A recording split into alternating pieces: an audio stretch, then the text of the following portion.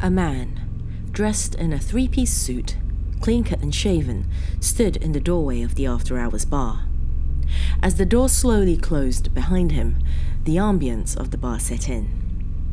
The place had all the markings of a bar aesthetically, but it was missing the typical bar sounds and smells, and completely devoid of people, making the atmosphere a little eerie.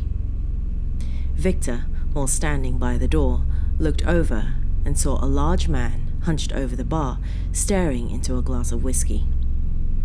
"I found you," said Victor. The man at the bar turned his head slightly, peering through his greasy hair that hung down over his face. "I don't know who you think I am, but can I get you a drink?" he said in a deep, raspy voice, talking through gritted teeth that were clamped down on a toothpick. "No, but I know something else you can give me," Victor said matter-of-factly. "You can give me what I came here for, factorum votum, or wishmaker, whichever you prefer." Victor said the man's name with arrogance dripping from his crooked grin. The man turned back to his whiskey and stared at it before removing the toothpick and pushing his glass aside. Sitting upright, he turned his bar stool towards Victor and said with a now deep and smooth voice, almost in a tone of amusement mixed with annoyance, You don't get to call me that. You can call me Marcus. Yes, Marcus, I like it. Marcus will do." "Whatever, fine, I'll call you Marcus, but I know your real name and that's what matters. Besides, you know what I'm here for, Marcus." Victor had spent a year looking for Marcus's ancient tablets before finally finding them buried in a 4 million-year-old tunnel in the Nouveau-Ouachitic Greenstone Belt in Canada. He then spent 6 months and a good chunk of money getting them translated. One read, "One's true name will be, as a wish will be given to thee, after given 3. And the other was translated to Wishmaker. He then spent the remaining year and a half hunting the creature down to this bar. "You owe me 3 of them, right here, right now," Victor said in a commanding voice. Marcus, in the same voice as moments ago and without looking at Victor, said, "See, that is what irritates me most about your kind. You're so arrogant." "I'm not arrogant, I'm confident. I'm also confident that you owe me 3, Victor replied. "There it is again. You don't get 3. I get 3, and you get 1. Read the tablet," Marcus said forcefully.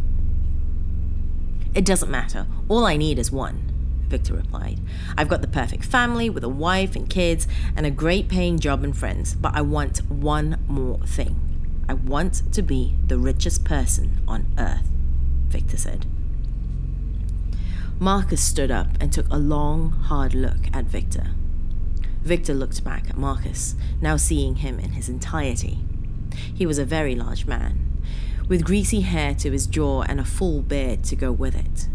He wore a ragged denim vest that exposed the tattoos on his massive arms and chest, with jeans to match and boots that could crush bones. Marcus broke the silence by saying, "Are you sure about this? This isn't a game. Once you start it, it only ends in death or completion. You sure you don't want to go back to your wife and kids, to your grossly overpaid job and your well-to-do friends?" Victor stood firm in place. "I found you. I did everything I was supposed to do. Now give me my damn wish." Marcus pressed his lips tightly together, irritated. There it is again, that unwarranted and undeserving arrogance. "Don't you even want to know what my 3 things are?" "It doesn't matter. Nothing is going to stand in my way of getting what I want or what I deserve." Marcus pointed his finger at Victor in anger and disdain and said, "You humans, you mortals, you're either weak and unmotivated or arrogant and greedy. And I'm telling you now that those last 2 things will be the death of your kind." "No more talking. Let's get started. Just do whatever 3 things you need to do and let's get on with it," Victor said, starting to get frustrated. "Fine," Marcus said, "but you were warned." "Just get on with it already," Victor yelled. "All right then, let's begin," said Marcus.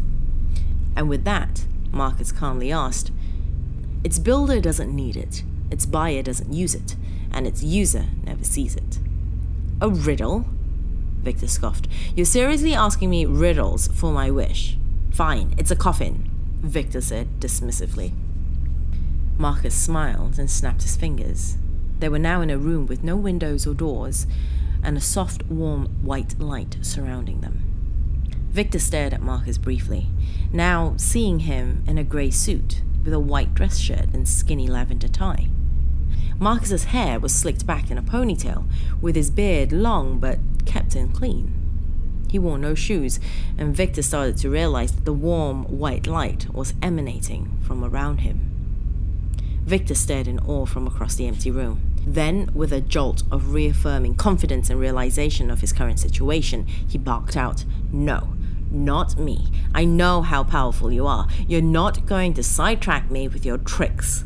Let's go, next riddle, or whatever. No more distractions." In an instant, Marcus was face to face, looking down on Victor with a stern, almost sinister look. Then he leaned down and whispered in Victor's ears, in such a hushed tone that it gave Victor shivers. Get this one wrong, and I promise you won't like the results. Make a statement. If the statement is a lie, I will tear your head off, but if the statement is true, I'll rip your heart out. Marcus stepped back and folded his arms, with a look of nearing victory on his scowled face. Victor felt a warm rush of fear come over him for the first time since this whole thing started. Then, calming himself, he thought, there must be an answer, or he wouldn't have asked the question.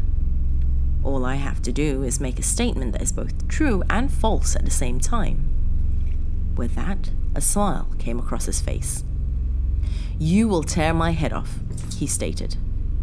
Marcus stood there for a moment and didn't move. Clever boy, Marcus responded. You've put me in a paradox. No matter what I do to you, I cannot completely keep my word and in turn have to let you pass. Yes, I know, Victor said with overconfidence and haste in his voice. Can we move on to the last one so I can get my wish? Victor asked, growing impatient. Marcus said nothing as he raised his right hand and snapped his fingers. A door with a guard in front of it appeared. He then raised his left hand and snapped his fingers again, and another door appeared with another guard. What's this shit? Snapped Victor. He was irritated and slightly confused. Marcus opened his mouth, wanting to snap at Victor, but then stopped himself. You know what? He said. Never mind. I'll be done with you either way after this, so just forget it. Marcus continued. One of these doors will lead you to your wish, and yes, I already know your wish. The other door will lead you to your death. You can only pick one door, and you can only ask one question to only one guard. Oh, and one of these guards will always lie, and one will always tell the truth. Also, guessing is an automatic death, and I will know if you're guessing. So choose with that overabundance of confidence you say you have. Victor studied what was placed in front of him. Well, the guards could be twins, so they're no help, and the doors are identical too, so no help there either, he thought. Then he said to himself, it's not just about asking a question, it's about asking the right question. Victor then walked over to one of the guards and asked, if I ask the other guard which door to choose, which door will he tell me? The guard answered, he will tell you to choose my door. Victor stepped back and looked at Marcus.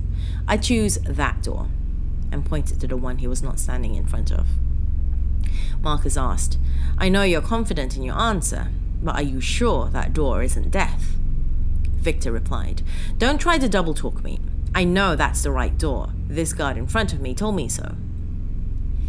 I have been doing this for eons, and no one has ever, with absolute assurance, been able to get this right.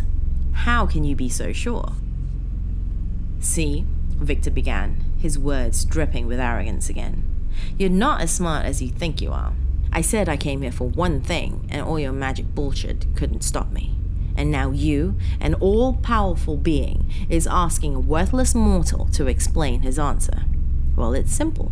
You said one guard lies and one guard tells the truth. So from there, it's all about the question. If the God I asked is telling the truth, then he is telling me the truth about the other God lying, about what door to choose. If the God I asked is the liar, he will lie to me about what door the other God will tell me to choose. So no matter what, I choose the other door. And with that, Marcus extended his hand and said, "Walk through the door and your wish of being the richest person in the world will come true." And with that, Marcus was gone. Victor walked through his chosen door, and it brought him right into the living room of his house. The man ran excitedly through his house looking for his family. Not finding them, a slow and real fear overcame him. Slowly, a soft laugh came from Victor as the realization hit. "That son of a bitch," he said. "He made me the richest person in the world by making me the only person in it."